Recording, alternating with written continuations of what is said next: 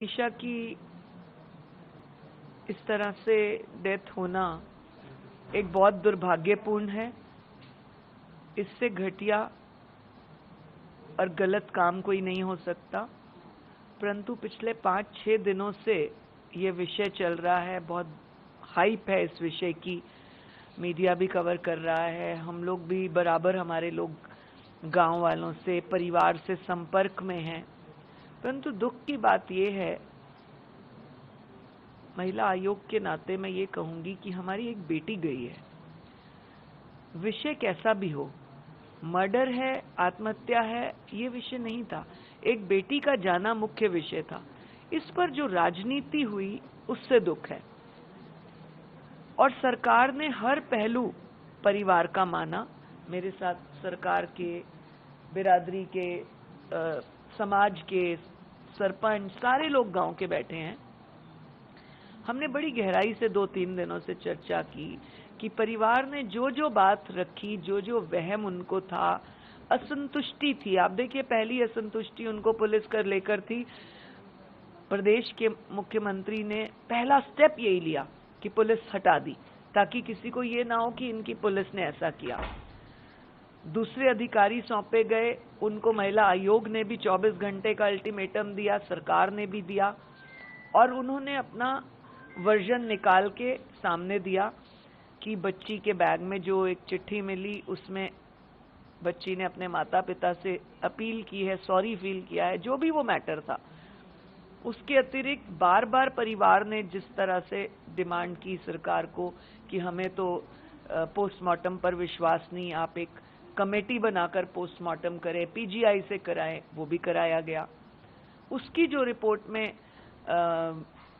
Poison का आया, शरीर के कुछ अंगों का आया, जैसा भी आया, जब हमें खुद उन्होंने रिक्वेस्ट किया सरकार को कि मेडिकल कराया जाए, 2 तरह का मेडिकल कराया गया। अल्टीमेटली आप मीडिया के लोग और मुझे, हम सबको मेडिकल पर ही तो देखना होगा, विश्वास करना होगा, अन्यथा किस पे करेंगे। पुलिस पे नहीं था, पुलिस बदली, मेडिकल पे नहीं था, मेडिकल के कमेटी बदली। अब किसके कहने पर क्यों इस तरह की बात कर रहे हैं कि दोबारा मेडिकल किया जाए? माननीय मुख्यमंत्री जी ने उसको भी माना कि संतुष्टि होनी चाहिए, आखिर हरियाणा की एक बेटी गई है। वो भी एम्स भेज दिया गया, आज सुबह से एम्स भेज दिया गया है। फिर कहा गया जी सीबीआई जांच होनी चाहिए, उसके लिए भी मुख्यमंत्री जी ने रात को हाँ कह दी।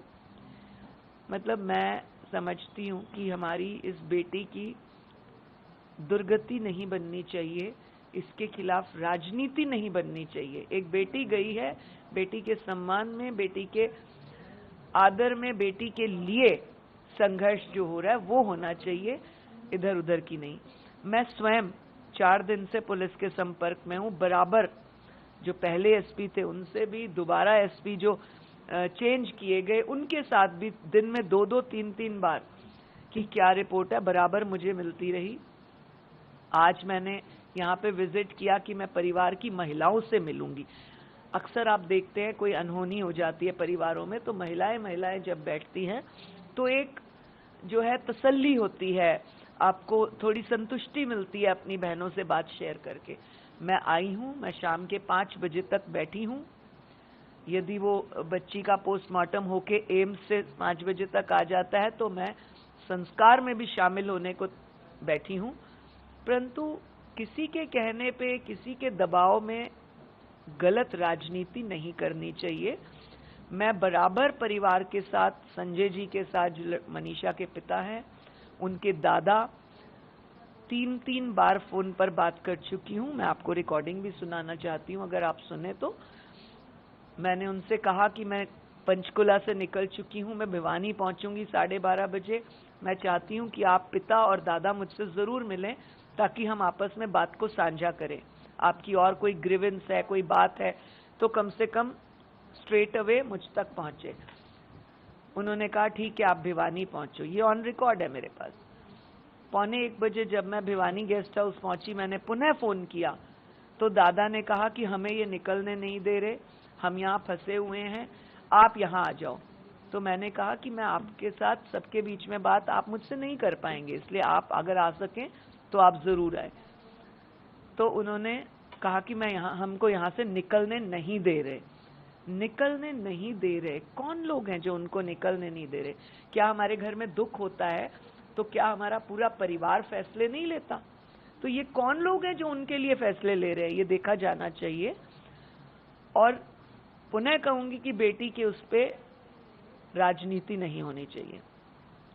यहां पहुंचकर, भिवानी से इस गेस्ट हाउस में पहुंचकर, उनके गांव के गेस्ट हाउस में पहुंचकर मैंने फिर फोन किया। उस मनीषा के भाई से मेरी बात हुई, उन्हें मैंने बताया मैं रेणु आंटी बोल रही हूँ, महिला आयोग की अध्यक्षा हूँ। ये भी रिकॉर्डिंग मेरे पास है, मैं आपको सुनाऊंगी। उसने कहा दादी से बात करो। मैंने दादी को पूछा, ताई मैं यहाँ पे आई हूँ, मैं आपसे मिलना चाहती हूँ, तो या तो आप आओ। तो उन्होंने कहा आप आ जाओ। मैंने कहा गांव के बॉर्डर बना रखे हैं, ये कौन लोग हैं कि मेरे हरियाणा के, मेरे देश के, मेरे गांव में मुझे नहीं आने दे रहे? ये कौन लोग हैं जिन्होंने ये झाड़ लगा के बैठे हैं? परिवार के तो आप खुद वहां बैठे हुए हो, तो ये कौन लोग हैं जो ना पुलिस को जाने दे रहे हैं, ना समाज को जाने दे रहे हैं? कौन लोग हैं ये जो वहां पर डेरा डाले बैठे हैं? मैंने पुनः उनसे निवेदन किया है कि मैं 5 बजे तक बैठी हूं। मैं चाहती हूं कि लड़की की मम्मी, लड़की की बुआ, मासी, चाची जो मुझसे बात करना चाहे जरूर आए, क्योंकि महिलाएं जब आपस में बात करती हैं तो उसका बहुत ढांढस बनता है, तसल्ली होती है, आसरा हो जाता है एक बात का।